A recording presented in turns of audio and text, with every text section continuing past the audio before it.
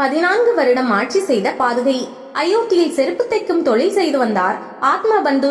அவருக்கு ராமபிரானின் மீது அளவு கடந்த அன்பும் பக்தியும் இருந்தது. ராமபிரான் வனவாசம் செல்வதற்கான எந்த முகாந்திரம் காணப்படாத காலகட்டம் அது. தசரதர் தன்னுடைய மூத்த மகனான ராமருக்கு பட்டாபிஷேகம் செய்து வைக்க ஏற்பாடு செய்திருந்தார். அதற்கான ஏற்பாடுகள் வெகு விமர்சையாக நடைபெற்றுக் கொண்டிருந்தது. பல நாடுகளிலிருந்தும் பலரும் வருகை தந்து ராமனுக்கு அன்பு பரிசளித்தனர். இன்னும் பரிசளிக்க பலர் காத்திருந்தனர். ஆத்ம பந்துவுக்கு தானும் ராமபிரானுக்கு ஏதாவது பரிசளிக்க வேண்டும் என்ற எண்ணம் ஏற்பட்டது. ஆனால் ஏழையான தன்னால் என்ன பரிசளிக்க முடியும் என்று நினைத்தவர் திடீரென்று ஒரு முடிவுக்கு வந்து ஒரு ஜோடி செருப்பை தயார் செய்து கொண்டு அரண்மனையின் வாசலில் போய் கூட்டத்தோடு கூட்டமாக நின்றார். அந்த நேரம் பார்த்து முனிவர்களின் கூட்டம் ஒன்று ராமபிரானை பார்ப்பதற்காக அரண்மனைக்குள் நுழைந்தது. அதில் ஒரு முனிவரின் பார்வை ஆத்ம பந்துவின் மீது விழுந்தது.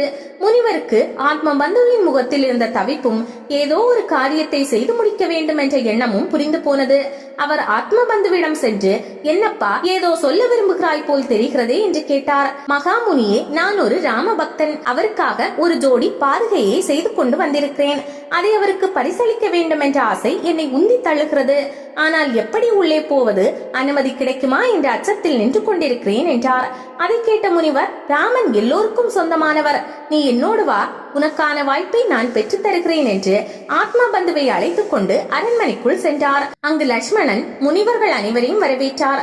அப்போது ஆத்ம பந்துவை அழைத்து சென்ற முனிவர், இவர் ராமபிரானுக்கு ஏதோ ஒரு பரிசளிக்க வேண்டும் என்று வந்துள்ளார் என்று கூறி ஆத்ம பந்துவை லட்சுமணன் முன்பாக நிறுத்தினார். லட்சுமணன் உடனடியாக ராமர் இருக்கும் அறை நோக்கி சென்றார். சிறிது நேரத்தில் உள்ளே இருந்து வெளிப்பட்ட காவலாளி, இங்கே ஆத்மபந்து என்பவர் யார்? யுவராஜா அவரை அழைக்கிறார் என்றார்.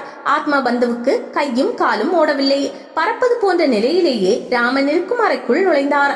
ஆத்மபந்துவை பார்த்ததும் புன்னகைத்த ராமன், எனக்காக என்ன பரிசு கொண்டு வந்திருக்கிறாய் என்றார். ஆத்மபந்து தான் வைத்திருந்த பைக்குள் இருந்து ஒரு புத்தம்புது ஜோடி பாதுகையை எடுத்து ராமனின் காலடியில் வைத்தார். அதை பார்த்ததும், என்னுடைய கால அளவுக்கு இது சரியாக இருக்குமா என்றார் ராமபிரான். சரியாக இருக்கும் பரம்பொருளே, ஏனெனில் 2-3 நாட்களாக நீங்கள் சரையூ நதியில் குளித்துவிட்டு வெளியேறியதும் அங்கே பதிந்திருந்த உங்களின் கால் தடத்தை அளந்து எடுத்து அதை சரி பார்த்து இதை தயார் செய்திருக்கிறேன் என்று பதிலளித்தார் ஆத்மபந்து. ஆச்சரியத்தோடு ஆத்மபந்துவை பார்த்த ராமன் அதை காலில் அணிந்தார். ஒரு நபரை நேரடியாக நிறுத்தி அளவெடுத்து தயார் செய்தால் கூட இவ்வளவு துல்லியமாக பொருந்தி போகும் ஒரு பாதுகையை தயார் செய்ய முடியுமா என்பது சந்தேகமே. அந்த அளவுக்கு துல்லியமாக ராமரின் கால்களோடு பொறிந்து போயிருந்தது அந்த பாதுகை. ஆத்ம திருப்தியோடு அந்த செருப்பு தைக்கும் தொழிலாளி அரண்மனையை விட்டு வெளியேறினார்.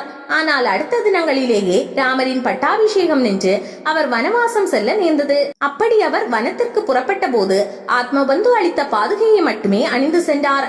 விஷயம் அறிந்து வனத்தில் ராமரை சந்தித்த பரதன், எனக்கு ஆட்சி செய்ய விருப்பமில்லை என்றும் நீங்கள் நிர்பந்திப்பதால் ஆட்சி செய்வதாகவும், ஆனால் அரியாசனத்தில் அமர மாட்டேன், அதற்கு பதிலாக உங்களுடைய பாதுகையை வைத்து ஆட்சி செய்வேன் என்று கூறி ராமன் அணிந்திருந்த பாதுகையை வாங்கி சென்றான். பரம்பொருளின் மீது வைத்திருந்த அதீத பக்தியின் காரணமாக ஒரு தொழிலாளி உருவாக்கிய அந்த பாதுகை 14 ஆண்டுகள் அயோத்தியின் அரியாசனத்தில் வீற்றிருந்து அரசு புரிந்தது.